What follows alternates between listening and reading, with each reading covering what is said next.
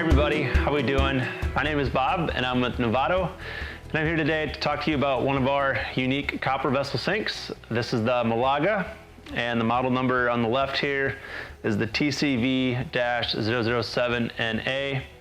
On the right we have the antique finish, which is the TCV-007AN. So I'm going to highlight a couple differences between the two, but basically kind of highlight some similarities and kind of what to expect when you're going to open up that box. So let's dive into it a little bit.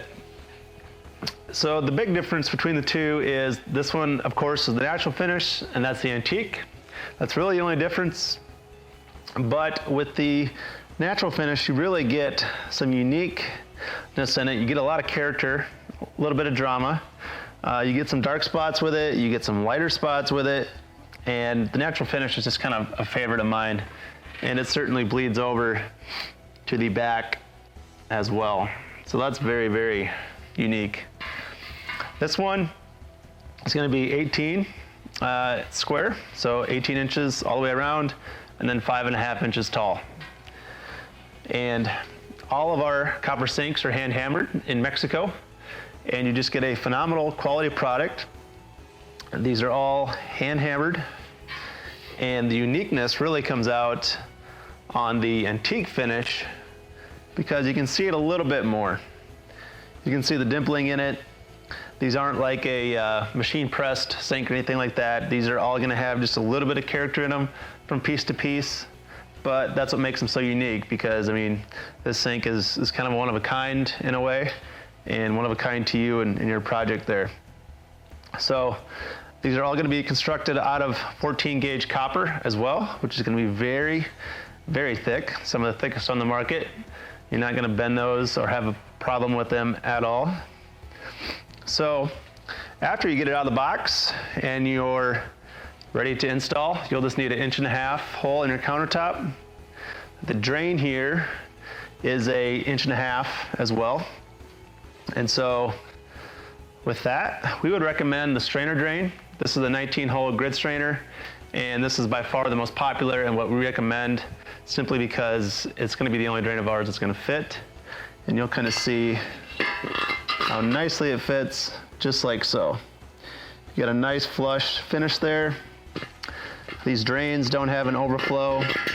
As you can probably tell, these sinks don't either. So it's going to be a great seamless setup for you.